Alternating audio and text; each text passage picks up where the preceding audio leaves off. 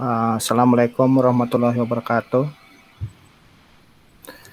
Perkenalkan, kelompok kami sekarang akan melaporkan tugas besar pemodelan dan simulasi, yaitu penyebaran penyakit atau virus dengan menggunakan metode random walk 4 arah. Saya Muhammad Conduragen Putra dengan NIM 13011843334. Saya Azmi Aulia Rahman dengan NIM 13011840886. Baiklah, langsung saja. Berikut telah daftar isi atau deskripsi permasalahan, pemodelan matematika, dokumentasi algoritma, screenshot program, hasil simulasi, dan kesimpulan. Untuk deskripsi permasalahan, proses penyebaran suatu penyakit atau virus dapat disimulasikan secara sederhana dengan menggunakan random walk. Pada metode ini, setiap individu dipresentasikan sebagai partikel yang bergerak bebas secara acak. Proses simulasi diawali dengan mendefinisikan sejumlah individu dari suatu komunitas yang sudah terinfeksi.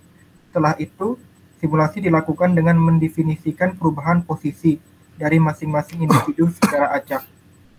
Secara sederhana, proses infeksi terjadi pada saat individu sehat berada pada posisi yang sama dengan individu yang terinfeksi. Selain itu, individu yang sudah sembuh diasumsikan memiliki imun terhadap penyakit atau virus sehingga tidak akan terinfeksi untuk kedua kalinya. Proses simulasi berakhir setelah tidak ada lagi individu yang terinfeksi. Secara lebih detail, ruang simulasi perlu didefinisikan untuk menghindari pergerakan individu yang terlalu menyebar. Terkait hal ini, maka individu yang bergerak melebihi batas area perlu dikontrol dengan menggunakan metode periodic boundary condition. Selain itu, penerapan karantina wilayah pada level tertentu dapat dipresentasikan dengan mendefinisikan suatu variabel yang menentukan probabilitas suatu individu untuk bergerak. Hasil simulasi tersebut dapat menunjukkan fluktuasi jumlah individu yang terinfeksi tiap harinya dan waktu yang diperlukan oleh komunitas untuk pulih dari wabah, penyakit atau virus, atau tidak ada lagi individu yang terinfeksi. Pada kasus ini, satu iterasi diasumsikan sebagai 1 hari. Untuk permasalahannya yaitu membuat simulasi penyebaran penyakit atau virus dengan menggunakan random walk 4 arah dengan ketentuan yaitu jumlah individu sama dengan 200, rasio individu terinfeksi sama dengan 5%, probabilitas individu bergerak sama dengan 80%, waktu pemulihan sama dengan 10 hari, dan ukuran ruang simulasi sama dengan 20 kali 20 unit. Untuk pemodelan matematika, dalam simulasi ini digunakan pemodelan matematika yaitu random walk. Random walk adalah suatu proses model atau aturan untuk menghasilkan urutan jalur gerakan acak. Objek matematika yang dikenal sebagai proses stokastik atau acak yang menggambarkan jalur yang terdiri dari suksesi langkah acak pada beberapa ruang matematika seperti bilangan bulat. Fenomena alam dapat dimodelkan sebagai jalan acak, seperti jalur yang dilacak oleh molekul saat bergerak dalam cairan gas, jalur pencarian mencari makan hewan, harga saham berfluktuasi, dan teori investasi pasar saham, dan lain-lain. Sehingga pemodelan ini sangat cocok digunakan dalam melakukan simulasi penyebaran virus atau penyakit.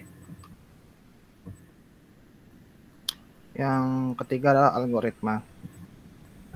Langsung saja ke 3.1 algoritma program. Pertama adalah untuk ini kita mendefinisikan fungsi untuk melakukan inisialisasi variabel skalar.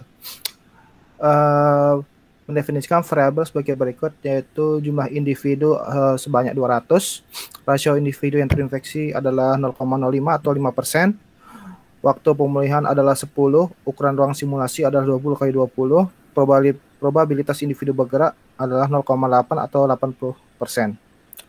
Yang kedua adalah fungsi untuk inisialisasi variabel list. Mendefinisikan list sebagai berikut. Yang pertama, posisi masing-masing individu, yaitu random pada posisi X dan Y. Yang kedua, status kesehatan individu. Individu dengan rasio tertentu berstatus terinfeksi atau sama dengan 1, sedangkan sehat adalah 0. Status imunitas individu. inisiasi awal adalah 0. Jika sembuh akan diupdate menjadi 1. Yang terakhir, waktu terinfeksi individu. Waktu individu ketika terinfeksi akan pulih atau sehat jika waktu terinfeksi lebih dari waktu pemulihan.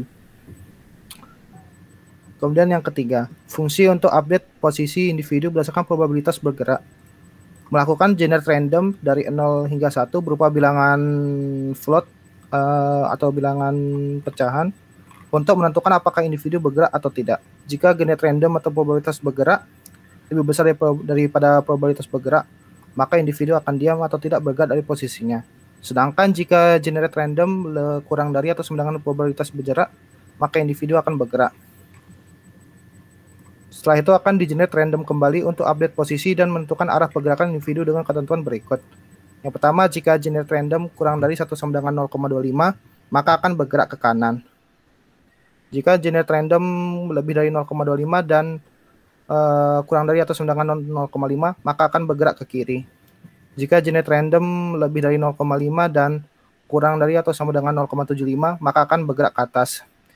Jika generate random lebih dari 0,75, maka akan bergerak ke bawah.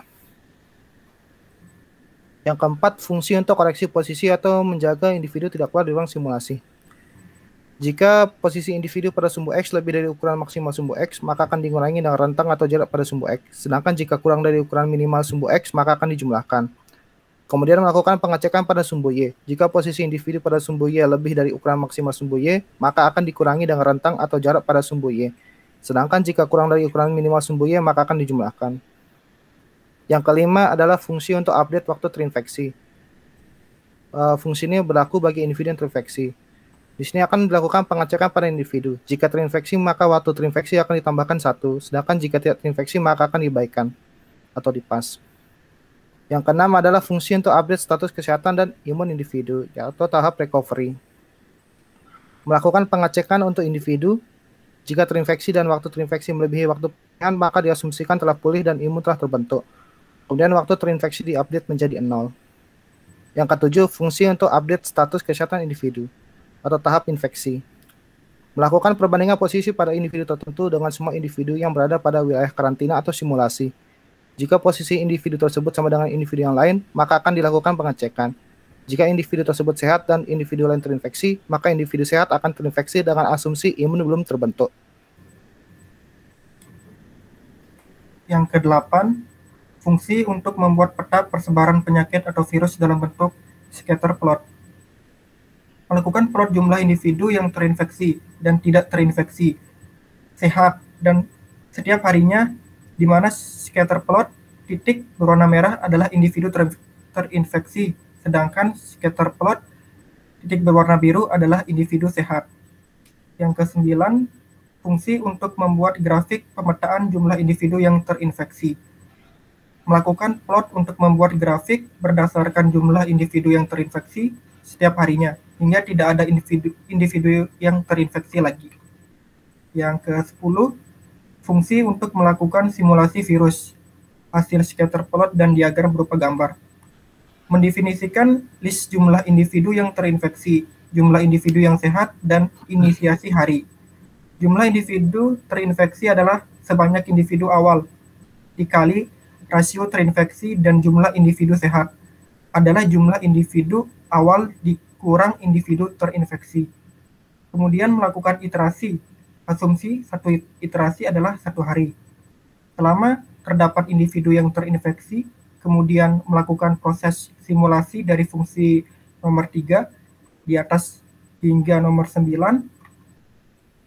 Setelah itu, menambahkan data terinfeksi setiap harinya pada list yang sudah dibentuk di awal. Dan hari atau iterasi bertambah 1, kemudian memetakan kondisi hari itu atau iterasi saat itu pada scatter plot, di mana titik biru adalah individu sehat dan titik merah adalah individu yang terinfeksi. Kemudian yang ke-11, fungsi untuk melakukan simulasi virus, hasil scatter plot dan diagram berupa video. Mendefinisikan list jumlah individu yang terinfeksi, jumlah individu yang sehat, dan inisiasi hari. Jumlah individu terinfeksi adalah sebanyak individu awal dikali rasio terinfeksi, dan jumlah individu sehat adalah jumlah individu awal dikurang individu terinfeksi. Kemudian melakukan iterasi. Asumsi satu iterasi adalah 1 hari. Selama terdapat individu yang terinfeksi, kemudian melakukan proses simulasi dari fungsi nomor 3 di atas hingga nomor 9. Setelah itu menambahkan data terinfeksi setiap harinya pada list yang sudah dibentuk di awal, dan hari atau iterasi bertambah 1, kemudian memetakan kondisi hari itu atau iterasi saat itu pada scatter plot, di mana titik biru adalah individu sehat dan titik merah adalah individu yang terinfeksi. Hasil pemetaan akan digabung ketika iterasi berakhir dan akan menjadi sebuah video. Yang ke-12, fungsi untuk membuat grafik pemetaan jumlah individu yang terinfeksi. Memetakan list jumlah individu yang terinfeksi setiap harinya ke dalam sebuah grafik, di mana setiap grafik akan digabung menjadi sebuah video. Yang ke-13, main program. Membangkitkan sekelompok individu untuk menjadi penduduk dengan beberapa terinfeksi dan beberapa sehat. Kemudian penduduk tersebut akan disimulasikan dalam penyebaran virus atau penyakit. Yang ke-14, main program. Membangkitkan sekelompok individu menjadi penduduk dengan beberapa terinfeksi dan beberapa sehat. Kemudian penduduk tersebut akan disimulasikan dalam penyebaran virus atau penyakit. Baiklah, ya, selanjutnya poin 3.2 yaitu hasil simulasi. Yang pertama adalah ketika iterasi ke-1 atau hari pertama, terdapat 10 individu yang terinfeksi dan 190 individu yang sehat. Tahap awal penyebaran virus. Sesuai dengan inisiasi di awal tadi, terdapat sebanyak 0,05% individu yang akan terinfeksi dari 200 orang pada inisiasi awal. Hal ini ditandai tersebarnya scatter plot atau titik berwarna merah di antara scatter plot atau titik berwarna biru. Kemudian di grafik titik sumbu X dan Y awal berada pada 10 dan 0. Ketika kemudian iterasi ke-10, terdapat 110 individu yang terinfeksi dan 90 individu yang sehat. Ini merupakan puncak dari kasus yang terinfeksi. Hal ini ditandai dengan jumlah scatter plot atau titik berwarna merah lebih dominan daripada yang berwarna biru. Kemudian grafik pada sumbu Y, jumlah penderita berada pada titik tertinggi, yaitu menjauhi sumbu X. Kemudian iterasi ke-20, terdapat 73 individu yang terinfeksi dan 127 individu yang sehat. Di sini terjadi penurunan kasus terinfeksi. Hal ini ditandai dengan sejumlah scatter plot atau titik berwarna merah tidak sebanyak iterasi sebelumnya. Kemudian grafik pada sumbu Y, jumlah penderita menuju ke arah sumbu X. Kemudian iterasi ke-30, terdapat 13 individu yang terinfeksi dan 197 individu yang sehat. Kasus terinfeksi sudah mulai mereda. Hal ini ditandai dengan jumlah scatter plot atau titik berwarna merah berkurang banyak dibanding sebelumnya. Kemudian grafik pada sumbu Y atau jumlah penderita berada di bawah 20. Iterasi ke-40, terdapat 3 individu yang terinfeksi dan 197 individu yang sehat. Kasus terinfeksi tidak sebanyak pada hari pertama dan mulai mendekati 0. Di sini hal ini ditandai dengan sejumlah scatter plot atau titik warna merah yang jauh lebih sedikit dibanding inisiasi awal atau pada hari pertama. Kemudian grafik pada sumbu Y, jumlah penderita mulai mendekati titik 0.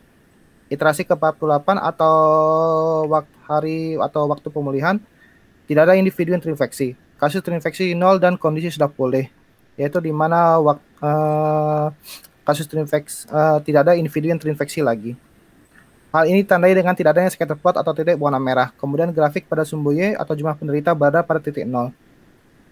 Sehingga dari simulasi di atas, waktu yang dibutuhkan untuk pulih adalah sebanyak 48 hari. Untuk kesimpulan, dari hasil simulasi yang dilakukan, terdapat beberapa kesimpulan yang didapatkan, yaitu yang pertama, jumlah individu yang dibangkitkan di awal akan berpengaruh terhadap jumlah individu yang terinfeksi selama dalam simulasi. Semakin banyak individu, maka akan semakin banyak individu yang terinfeksi. Namun, tidak membuat waktu pemulihan menjadi semakin lama, karena terdapat beberapa faktor seperti probabilitas individu bergerak, imun individu, dan lain-lain. Yang kedua, pada awalnya akan terjadi peningkatan jumlah individu yang terinfeksi dan setelah itu akan terus mengalami penurunan hingga tidak ada individu yang terinfeksi. Namun terdapat skema di mana jumlah individu yang terinfeksi yang sudah menurun namun kembali naik. Begitu pula sebaliknya. Hal ini diasumsikan bahwa terdapat beberapa individu yang belum memiliki imun dan berada pada posisi yang sama dengan individu terinfeksi. Yang ketiga, penurunan yang ada terjadi karena individu yang terinfeksi telah pulih dan memiliki imun. Kemudian terdapat beberapa individu sehat yang aman atau tidak bergerak. Dalam hal ini yaitu social distancing. Sehingga individu sehat ini tidak pernah berada pada posisi yang sama dengan individu terinfeksi. Yang keempat, dari simulasi di atas, kasus jumlah terinfeksi pada hari pertama atau awal iterasi adalah sebanyak 10 individu. Kemudian berada pada puncak tertinggi yaitu hari ke-10 sebanyak 110 individu. Dari titik ini mulai terjadi penurunan jumlah individu yang terinfeksi selama beberapa hari. Terjadi peningkatan sedikit hingga kembali pulih atau jumlah terinfeksi sama dengan 0 pada hari ke-48. Yang kelima, hasil simulasi ketika dijalankan berkali-kali akan memiliki waktu pemulihan yang berbeda. Terdapat beberapa faktor yang mempengaruhi seperti pergerakan individu, imun individu, dan lain-lain. Ya, berikut adalah codingan dari tugas besar MOSI kami, yaitu penyebaran virus dengan random walk. Jadi di sini untuk algoritmanya sudah seperti dijelaskan yang di atas. Jadi untuk yang pertama adalah challenge pertama, yaitu membuat simulasi penyebaran virus dengan memetakan individu yang terinfeksi dan mana yang sehat. Kemudian ditentukan jumlah terinfeksi untuk setiap harinya. Di sini di hari pertama bisa dilihat sebanyak 10 individu terinfeksi dan 150 sehat. Kemudian hingga saat itu akan pulih kembali pada iterasi yang ke-32. Di sini adalah simulasi yang dilakukan berulang kali. Kemudian untuk challenge kedua adalah membuat simulasi dalam video. Di sini sudah bisa terlihat output videonya, yaitu seperti berikut.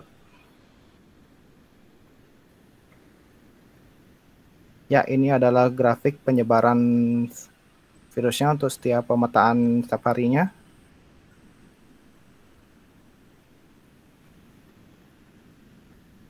Kemudian ini adalah grafik penderita yang terinfeksi setiap harinya.